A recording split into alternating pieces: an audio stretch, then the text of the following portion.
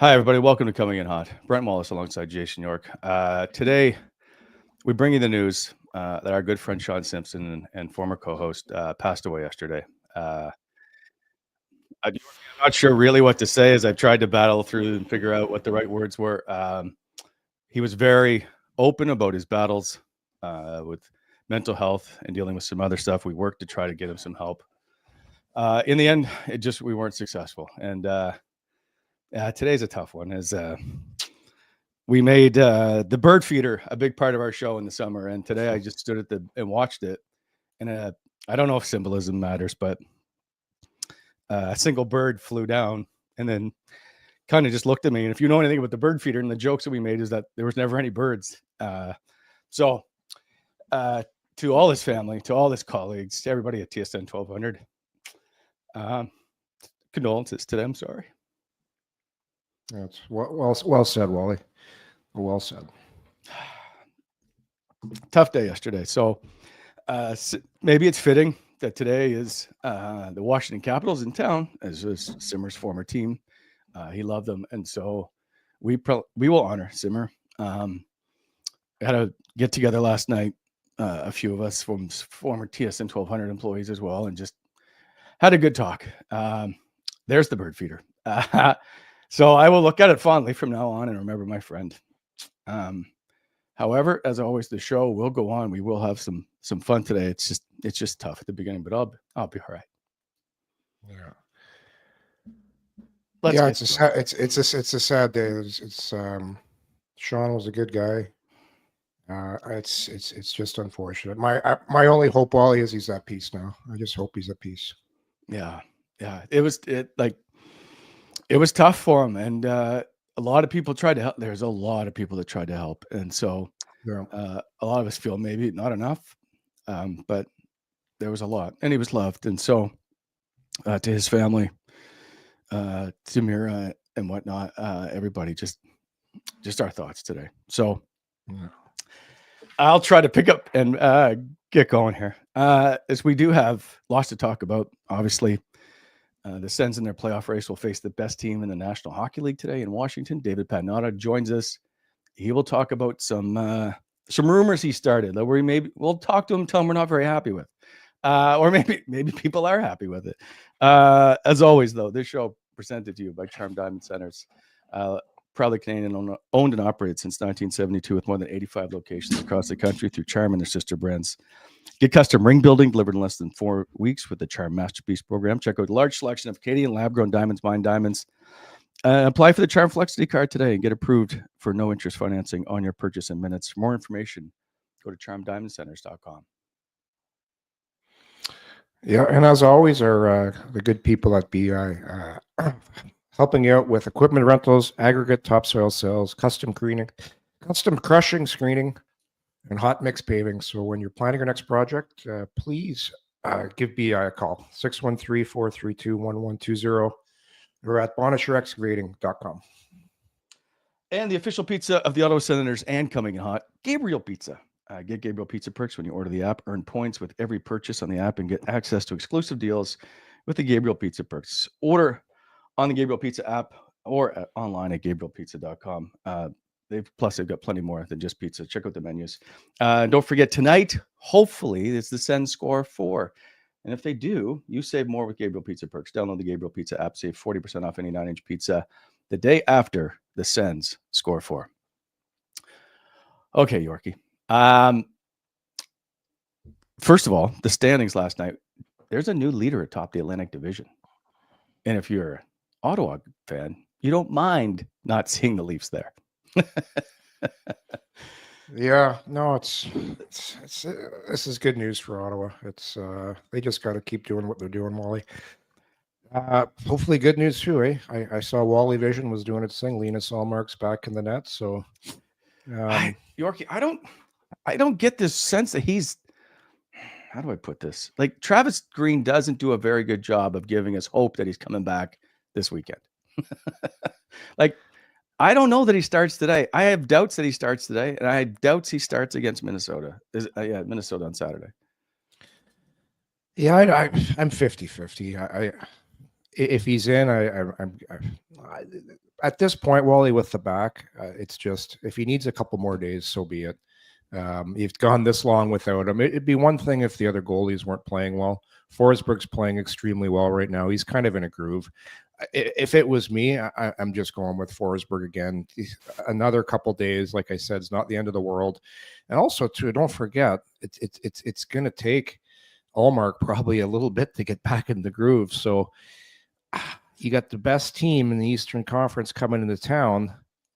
Who would you rather put in? A goalie that's really hot right now, or a goalie that hasn't played in a long time? Yeah, fair. I'm probably going with the goalie that's hot right now in Forsberg, and then I'm going to give Forsberg a little extra time, some more practice time. Like, really, how many full practices with the team has he had so far? One? No, I feel like 3. Yeah, but with just full and he's splitting practices. the net. Yeah, there's 3 goalies right now, so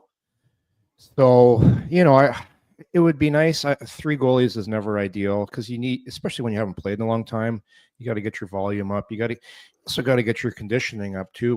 Like it's one thing pratzing beginning of the year or training camp, but now that's why it's so tough to come back at this time of year, because none of the practices are really game-like situations.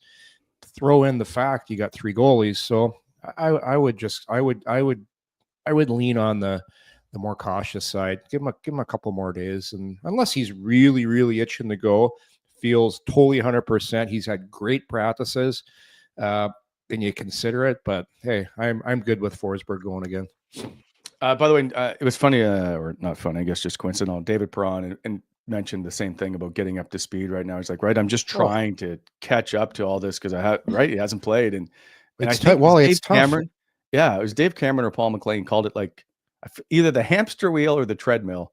As right at the beginning of the season, it's here, and then around December it ramps up, and then down the stretch it gets even harder to be on. Yeah, and it's like you have to, like when you're coming back from injuries, you have to get somebody after practice to hit you against the boards and get you used to contact again, because nobody hits during practice. The team's played so much, guys they're not that you're going through the motions in practice, but the coach is all about making sure the guys are rested. So it sucks when you're hurt because the practices aren't ideal for getting yourself back into shape. And that's the same with goalies. So like I said, I'd be surprised if he plays tonight. Also, it doesn't look like any lineup changes. Nick Jensen's he's skating. Same with Noah Gregor, but not with the team. Who else am I thinking of that I'm missing? I did see yesterday. Now it's 2 days ago. I saw Nick Cousins on crutches walking into the weight room. It looks like he's 6 to 8 weeks. As we're not surprised when we saw it. I think he's still trying to get maybe another opinion of what treatment to do. So it was too bad. I thought he was playing his best hockey that he had. He was, and a guy that really certainly, right? Like he's exactly what you need down the stretch. So yeah, that one's a tough one. But this team's played really well. You kind of figured Cousins was going to get going this time of year too. Like I remember you and I talked about this about 2 months ago. He didn't get off to a great start, kind of slow, then found his way, and all of a sudden, when the games start getting more important, Nick Cousins starts playing better. So yeah, this isn't ideal having a guy like that hurt, but this is the NHL, right? You lose one of your key depth guys, and all of a sudden your goaltender's coming back. Oh, right shot defenseman Nick Jensen's down. It's a never-ending wheel of injuries where guys are getting off, guys are getting on, especially this time of year. And then especially, like I said, this year is crazy with the 4 nations. It's probably a big reason why so many guys are getting hurt, like playing these crazy amounts of games and in small windows.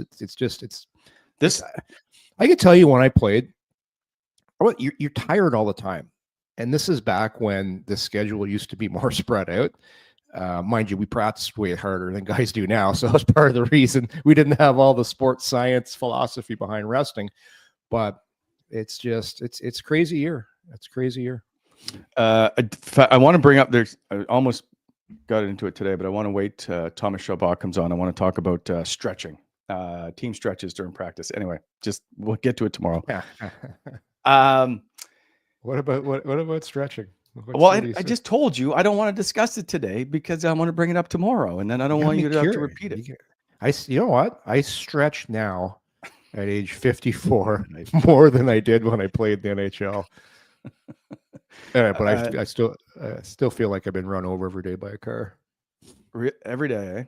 Every day. Oh, Wally, it's I got to do a routine. Is it like overall body soreness?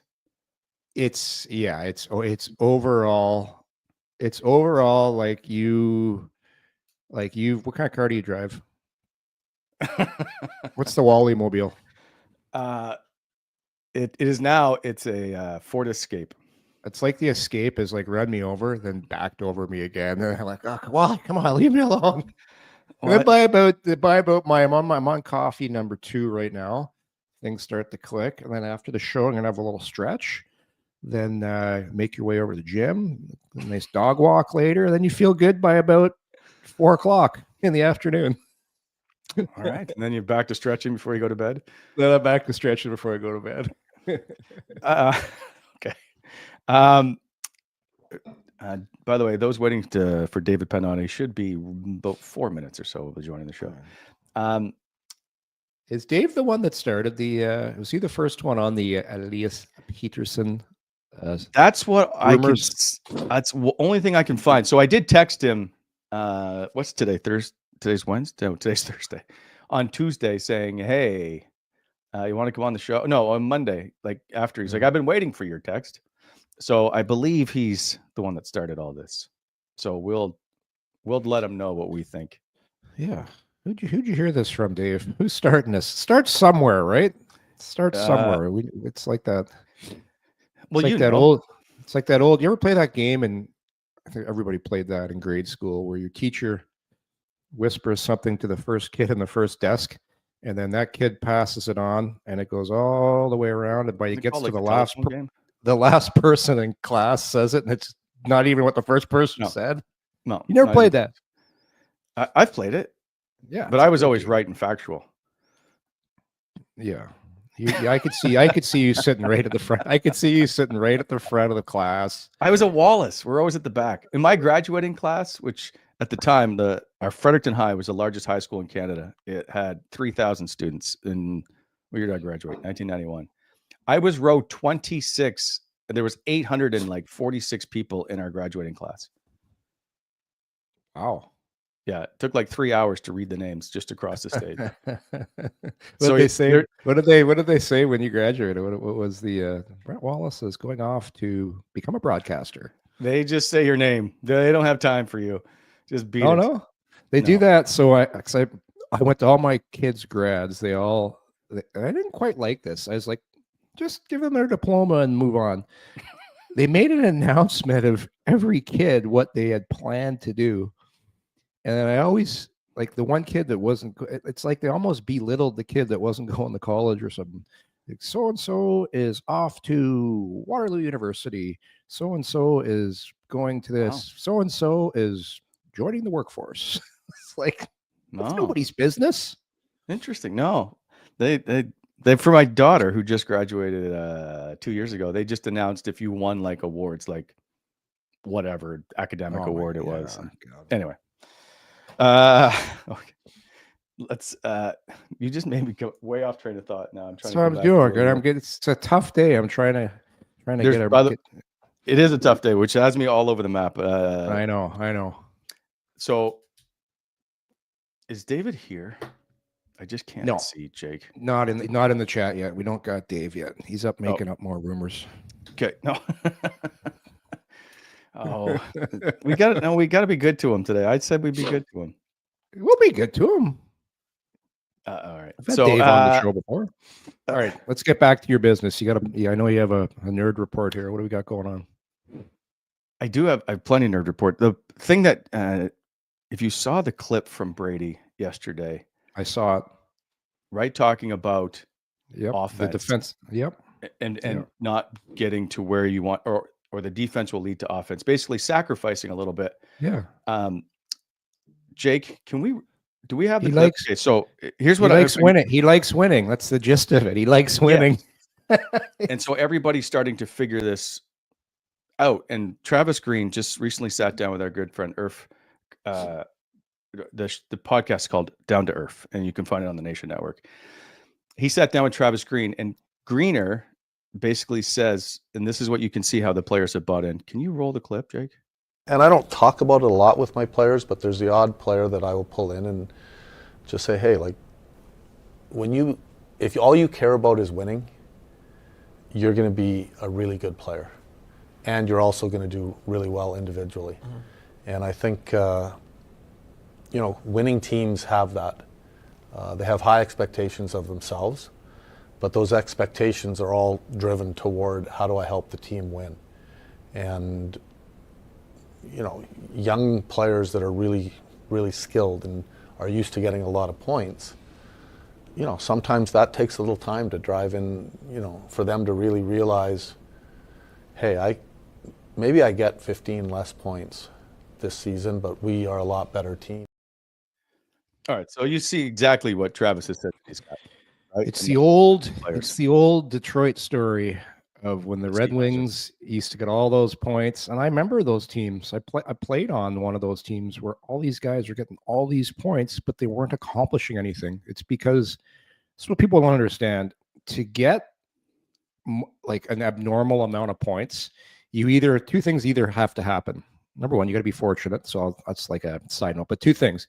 You need to get to play like almost 2 minutes of every power play, because that's basically what Draisaitl and McDavid get in Edmonton. They play the whole power play, or else you got to cheat the game. Like you gotta, like when the puck comes up the boards, and you're a forward, you hope it gets chipped by the D, so you cheat on the wrong side of the puck, and then when you do that, you're going to get a couple steps and you get an offensive opportunity. That's called playing on the wrong side of the puck. And that's what drives coaches like Travis Green nuts. But you play the smart way. It's like analytics. You bring up the percentages of winning. You know this. I know this. And I know Dave's waiting. He knows this as well. But that's what the Ottawa Senators are doing. They're playing high percentage hockey, and that's why they're winning. We'll get back to that. Let's go from, how do we say this? A former Vancouver Canuck head coach to a possible former Vancouver Canuck star player. Welcome to the show, Hockey NHL Insider David Pagnotta. How you doing, boys? How are you this morning, sir? Nice to see you. You too. I'm I was at the Kings-Panthers game last night. They scratched Brent Clark, and the entire hockey world has lost their mind. Local boy Brent Clark. Yeah. Do we know why he was scratched last night? Yeah. You can only dress so many players. Is that how this is going to go? It's kind of how the league works, eh, Dave? Kind of how the league works. Yeah, usually. Temporary thing. Drew Doughty came back. Somebody needed to go. Right. Jordan Spence has done pretty well alongside Joel Edmondson this season. So they didn't want to break that up against a tough team like Florida. They didn't need Clark necessarily last night, although in hindsight maybe they did. But that's primarily it. I mean, Jim Hiller was everyone with the Kings were kind of chuckling at all the craziness going on social media that they were going to trade Clark and this and that. Temporary. He sat out last night. He might play tonight. I don't see Brant Clark going anywhere anytime soon. That would be significant. Like that's you're talking about a big blockbuster-esque type deal, and like Elias Pettersson type deal. I mean, he might be part of something like that, but I don't know how they would fit that financially. Let's get to Pettersson. Yes, because you want to start these vicious rumors that the Ottawa Senators are interested. Are you denying this? According to other teams that I've talked to, they believe that Ottawa is one of the teams that is interested and has poked around on Petey. Whether this is going to evolve into an actual trade, I mean, obviously we'll have to wait and see. But I haven't gotten this from anyone in Vancouver, but I have gotten this from other people on other teams in the league that their belief is Ottawa is one of the teams that has expressed interest. It would be a little bit complicated. and by a little I mean probably a lot. So I'm not sure how like there's the finances, there's the assets, there's how they're going to make this potentially work. Josh Norris is a guy I think we all know has been available. I would imagine Ottawa would want to include him in a deal for dollar purposes, but it would take a lot more than that, even though he's having a good season. I think from Vancouver's side of things, they would want more. But beyond levels of interest, have they talked this week? I couldn't tell you. I don't know that. I just know other people around the league believe Ottawa's at some point been in the mix here. Hey, Dave, there's so many rumors going on in Vancouver. With the rift, with Miller, with Pettersson. What exactly is going on there? Like, I've heard so many different stories. Yeah, I've heard a bunch too that I probably can't say on here, but it's they just. Oh, you're in the trust tree right now. You're in the nobody watched. Oh, good. Nevertheless, like this has been going on for years. This has been going on for 4 years ish. This little heated battle between the two of them. They kind of kept it in check last year, and everyone thought, okay, awesome, perfect. They can be grown-ups about this. And then they proved this season they can't. So, I mean, I think the number one thing Vancouver has to do is stop doing interviews with us and media and stuff like that. Like, just shut it down and focus on just getting the transactions completed, one or both, versus letting everybody know that, hey, we're getting crappy offers. Woe is us. Like, just I like in this. This is kind of, to me, similar to Danny Heatley, where guys want out, and so because it's public, you don't get back. Even though Yorkie loved the deal, you don't get back nearly enough for a player of his caliber. We brought it up yesterday. Yorkie thinks Milan McCulloch is Danny Heatley. Anyway, my point is, Vancouver, from a media perspective, hasn't gotten ahead of this story, and they just continue to kick it down the road. Yeah. Then it just got worse, and then Jim Rutherford I feel like he just poured fuel on the fire, or he didn't help it at all. And now we're into this. Someone's got to go, and it's going to be constant until someone does go. I can see why Pettersson. I haven't looked at Miller. Miller's numbers aren't good either. I can see why they're struggling. Yeah, this is constantly on their minds. It's brought up all the time. I mean, they were in Nashville yesterday, and the first question JT Miller got was from a Nashville reporter about, "Hey, what do you think of your president's comments?" Look, and this isn't a scenario where either of these two guys went to Alvin and Rutherford and said, "Get me out of here." Miller's mindset, to my understanding, has changed because things have gotten just progressively worse. And now he's just fed up and is like, all right, just get it done, get me out of here. But at no point has he said, I want out, like specifically. It's more of a because of this tire fire, it's time to put this to bed for both parties. They just want resolution. Yeah. But the only way that's going to happen is someone's got to go. Yes. And just based on talent and age alone, you would imagine that PD would be the guy that they prefer to keep. Yeah. He would obviously bring the bigger return, but I mean, that just makes the most sense. So, the Rangers are still in this, but there are other teams as well that have been, kind of poking around in trying to make something happen. So whether it's Boston or I know Pittsburgh at some point had some kind of conversation about it, bringing him home, but I don't know if that makes much sense. And there are going to be other teams that are going to try to make this happen too. Again, it's not exclusive to the Rangers at this point. Quick question, because I can't remember. Just what's the cap going to increase by? Do we know? So we do. Yeah, next season it'll be at least 92.5. That's the 5% marker. They're trying to bridge the when the new CBA kicks in, there's a giant jump. So they're trying to bridge that. So we could see it around 95 million next season. The year after that will be around 100, and then then it's part of the new CBA discussion as to how they massage it. I just think that they can, if they really want to, they can fit it in. They'd have to, like as you said, I think Josh Norris is the easy target on this is to move someone with a dollar amount that's clear $8 million, and I think they'll be fine to bring him in. But do you want Elias Pettersson to be your highest paid player?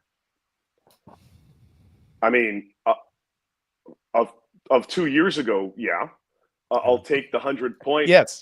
Elias Pettersson. And look, from his side of things, whether he stays or goes, you've got to imagine that when at least JT Miller is out, that there's going to be a different type of calmness that kind of sets over him, and that he'll kind of get back to it. Now, if he gets traded, it's almost the same type of mentality: fresh start, recharge, regroup, get back into the swing of things. And if it's a team like Ottawa, you've got a hell of a lot of talent there that you can bounce off of on the ice and find and build chemistry with. It gives Ottawa a lot more potency, I would think, based on that. But like the way he's playing this year, it's not great. Right. Right. But he's I've gotten to know him pretty decently over the years, and he is an introverted type of individual, and he does.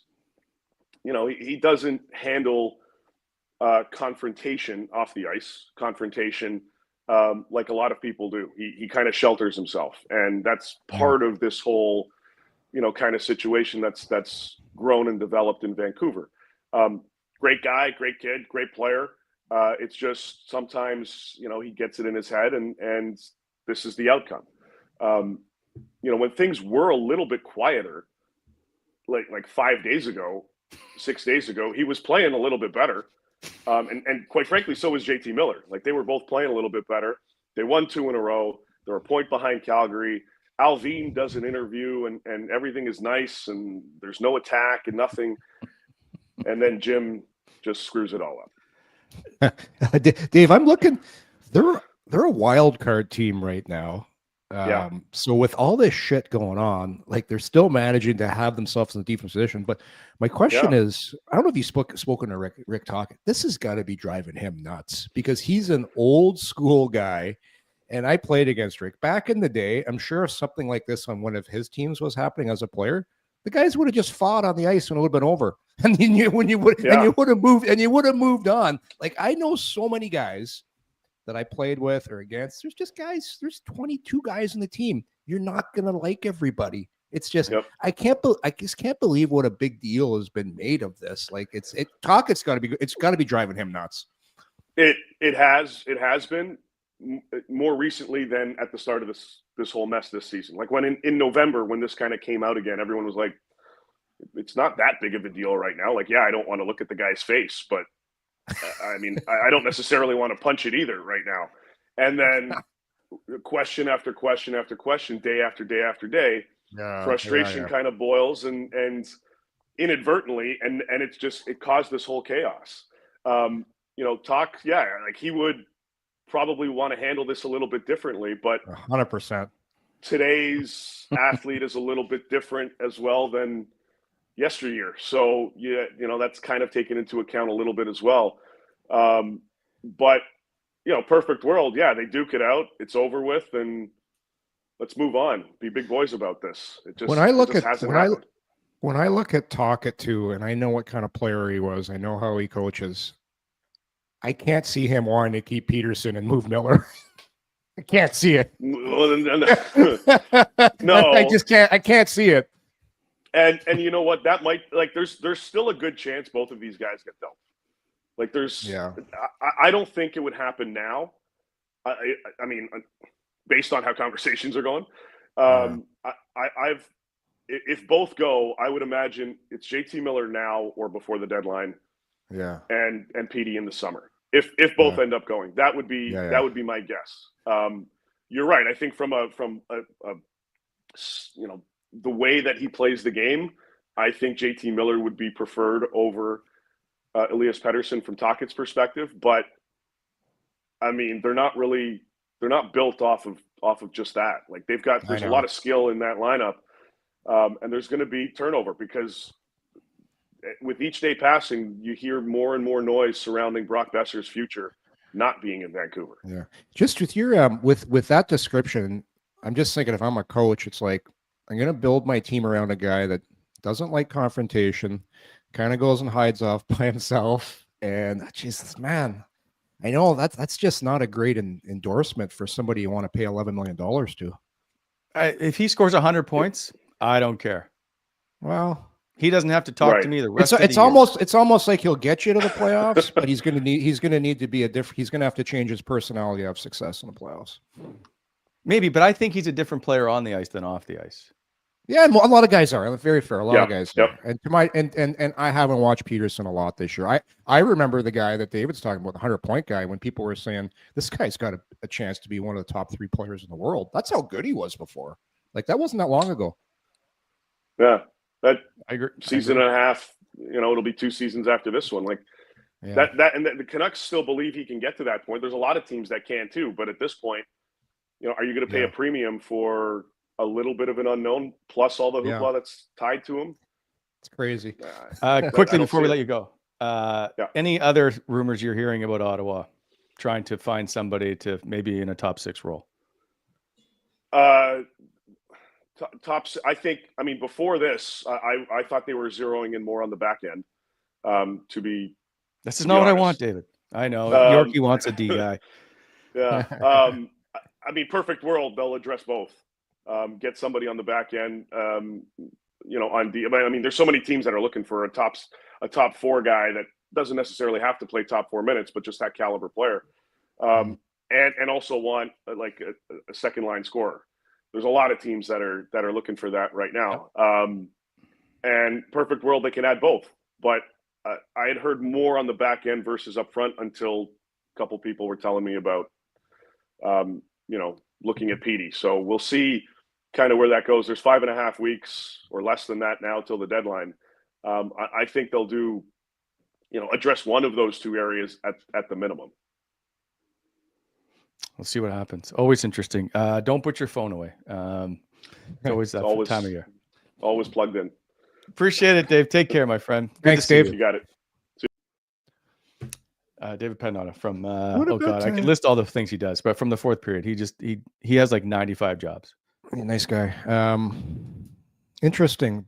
Like, I look at Besser. He's an interesting guy. Like, that guy can score. That guy's got a great release. He's a right shot. He's not that old. Only concern with Brock Besser, though, Wally, is there's a lack of speed in his game that kind of concerns me. But man, he can finish. But it's more of the speed element, because his name's been linked to possibly a guy that, when you think of top 6, right? Yep. Who's available as a top 6? And he brings jam. I like his game. I don't love the boots. That's the only thing. And I look at an Ottawa Senator group, and if I look at one weakness, that when I look at their forward group as a whole, I'd like some more speed. I think that's something they're lacking. So if you're going to bring in a guy, it's great to get a goal scorer. It's great to get a guy that can play with Stutzler, play with whoever you want to put him with. But the speed is a little concerning for me right now with Ottawa, and of bringing somebody in, because if you're doing that, you're bringing a guy in, you're going to give him a contract. He's here and he's here for the long term, and it's like, okay. That's the thing. It's tough. It's tough to find the perfect player for the perfect spot. And the problem is, you don't know until you do it. Look what Boston did, right? They Foligno and Taylor Hall, and I believe there was someone else. They were a disaster. I can see the teams that have done it over the past. Anyway, we're moving on. What do you think of the Rantanen trade, by the way? So it's so funny. The day before, I was going to bring up Mikko Rantanen. I wanted to discuss like top pairings in the league, and obviously McKinnon and Rantanen. And we've said this on the show in the past, like Mikko Rantanen doesn't get the attention he deserves for being how good he is. I was floored by it. I thought it was someone else. I thought it was a different name. I had to go double check that it was Mikko Rantanen being traded. Kind of like the who's the kid that plays in Carolina? The Sebastian Aho. There's 2 Sebastian Ahos. Is there 2 Mikko Rantanens?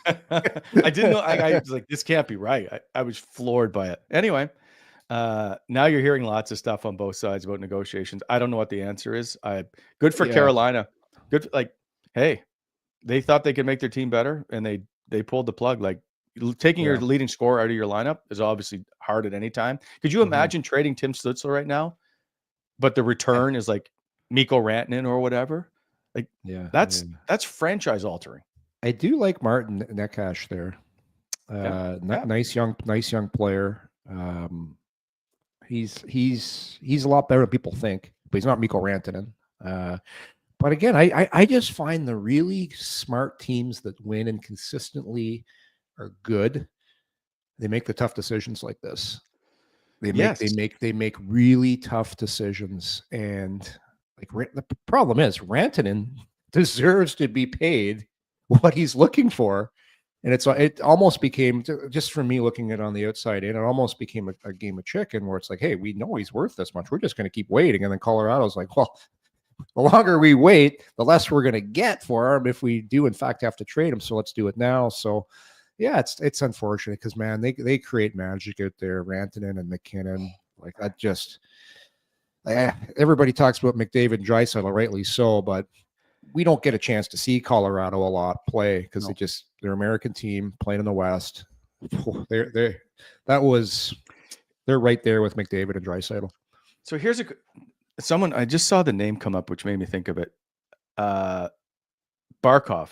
Alex Barkov compared to, like, if you had a choice between Barkov and Rantanen, who would you want on your team? I'm taking Barkov. Ooh. Yeah, and that's a tough one. That's a tough one. Right? That's a tough one. I'm a big, as a defenseman, I'm a big believer in big center icemen that can control the game and can play. He can play it any way you want it. Like this guy can. He could put up, and this is the thing. We talked about the Senators and Travis Green and playing the right way to win. Barkov throughout his entire career sacrifices offense to play the right way, and that's why they win. And that's why everybody in the league knows how good ask the players who the best players are. Probably 90% of the guys will say Barkov's right there in the top three, and that is no slight to Rantanen. But again, Rantanen's a winger, right? I mean, he's also played in McKinnon's shadow, and for that matter, even in Landeskog's shadow for a bit. I know how good Rantanen is. I'm just saying that. But Barkov played in a shadow too, right? Before people started to realize how good. No one ever talked about Barkov. And anyway, we got to move on. It's a great. It's, you know what? I'll take both. Do you imagine? This show brought to you by Bet365, our proud presenting sponsor. Open an account with Bet365. Bet on a huge range of markets, whatever the moment. It's never ordinary at Bet365. Must be 19 years of age or older. Ontario only. Please play responsibly. Download the app today. Here is the slate of games that are going on right now. It's a huge night in the National Hockey League. 10 games. A lot of Eastern Conference teams in action that affect the Ottawa Senators, like Boston's playing, right? Columbus, Montreal, Detroit, Tampa. So a lot of scoreboard watching, which is now it's become fun, right? Some teams are under 30 games left to go in the season. Like we're getting into it. So here are the odds for tonight's game. Is Ottawa will take on the Washington Capitals. Right now, by percentage, the league's #1 team. Also the hottest team in the league in the last 10 games. So I went with the parlay of Drake Batherson to score, Jacob Chychrun to get a point, Tim Stützle 3 shots on goal for plus 2,200. Oh yeah. So if you bet $1, you're getting $2.20. Is that how that works? $20 million. I think it is $20 million. I sure hope Drake Batherson gets a goal tonight. What's he at right now? What are we? It's like 1 for 20, 1 for 21, I think. Oh boy, yeah. So this would be very very ideal for Drake to get going again tonight because he was playing so well. Start of the year, middle of the season. Now it's everybody. Just you got to battle through it, right? He's going through a thing right now, and hopefully, if he gets 1, he gets 2, and he gets hot again. And he's like there's been somewhat of a drop, or maybe inconsistent throughout the last 20 games. Like his drop and other people's are different. Like he's still one of the best playmakers in that team. He does 100%. Stuff with the puck. It reminds me of Jason Spezza-ish, the way he can zip the biscuit around, as they say. Yeah, it's the puck kind of sticks to his stick when he has it too. I used to call it's like that. Remember that stuff you could buy that the fly is all stuck to. The fly is a fly paper. Fly tape. Fly tape. Yeah. I think Batherson uses fly tape on his stick. That's why the puck. It's like I remember when had the puck. It's like, man, he's a slippery. Certain guys, I used to say they have a slippery stick when they play. The puck just flies off it like a grenade or whatever. But Batherson, he's got the fly tape on there. He's just got such nice soft hands. So, you know what? Sooner and later he'll get out of this. All right, we need to get your picks. Here's the matchup for tonight. The Washington Capitals are the league's top defensive team and third in goals for, second in the penalty kill. They have the best road penalty kill. They do a lot of good things, Yorkie. As you can see, they're in the top half of every basic category in the National Hockey League. This is a tough one. Ottawa lost 1-0 when the OV overtime winner last game here, like 13 days ago. So Jason York, we don't have Charlie today. Charlie took the optional today, although I didn't really give her the option. But anyway, so what is your pick? It's a tough one. The other thing too, Washington's a sneaky big team, right? That's what they might. Slowly, I meant to check. I think they might be the biggest. I'm looking at their roster, and every time I watch these guys play, I go, look at the size of this Protas guy out there. He's 6'6", 225 pounds. Talk about a guy nobody ever talks about in the league, right? Like, he's a guy. It's like, where did this guy come from? He's only been in the league for 3 or 4 years, and he's massive. Like, he's one of those guys that just appear, and you're like, holy shit, that guy's good. And they got they are listed at 6'2", 202 pounds on average. But if you look at their top players that are continually on the ice a lot, and this is the point I'm making, like Pierre-Luc Dubois is a big human being. Protos, who I mentioned, 6'6". Ovi 6'3", 220, 230 pounds. Like, as a defenseman, even if these guys aren't overly physical, but they are, Tom Wilson as well, like, they continually throw guys over the boards that are big bodies that can play. So I don't think that's been said enough about the Washington Capitals, the size of the team. Sorry, Travis Green did bring it up yesterday. Based on, he was like, they're a big team. And that's like one of the hallmarks of that group is Boston and Vegas and Washington are the only three teams on average height is 6'2". Everybody else is less than that. And weight-wise, Washington's 202 pounds in both Vegas. I think Vegas is 204. Boston's 207 pounds on average. Like they're one of the biggest teams. Dylan Strome, their leading scorer, like, he's a pretty obscure leading scorer, but having a great year. 6'3". Like, it's just, you go up and down their lineup. John Carlson, Chickard, they got big bodies. So this is going to be, boy, I'd love before we put this pick. We don't know who's going in nets yet. So we know no Jensen. We know no Cousins. No. It's the same lineup as yesterday or last game. Same lineup. And then goaltending wise, and then Anton Forsberg. Boy, you know what? I think Forsberg's going to have a good game tonight. Ottawa's at home.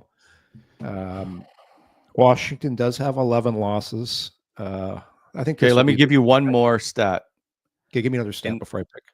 In the last 14 games against the Sens, Washington is 10-3-1. In the last 9 games, that's the last 14 visits to Ottawa. Those are road games. The last 9 games versus Ottawa, Ovi has 8 points. Yeah. No, he has 12 points. Sorry, 8 goals, 12 points, and he has points in 7 of his last 9 games in Ottawa. The last game these two teams played against each other was the overtime win for Washington, right? Ovi scored. He wasn't even on the ice at all during overtime, and I'm like, I don't think they're going to put him on because it's 3-on-3. Ovi's doesn't have the speed he used to. All of a sudden, he jumps over the board. I don't know if you remember the goal. The puck's fucking bouncing, just swats it. Oh, it goes in. I thought Ottawa played pretty well in that game. I'm going to take Ottawa. Ottawa is going to clamp it down. And I think it's about time some of the guys that have been squeezing a little bit with the stick they had. They have 3 days off now. So they practiced Monday, Tuesday, Wednesday. They're refreshed. I think they win. I'm going to take Ottawa. Jake, can we put the board up? I just need to see if it's. Did I get above 500? No. 16 and 16. Ah. Just I'm gonna have to take Washington. I just need to try and close the gap. Well, they're in first place. It's not a bad pick. I'm just, but I love the way Ottawa's playing right now. They don't give you anything, and they will wait. So now they play that patient game that gets frustrating. Yeah, so they'll play defensively. I'm going to go Washington. They just got to get the peeper going. Get the peeper going.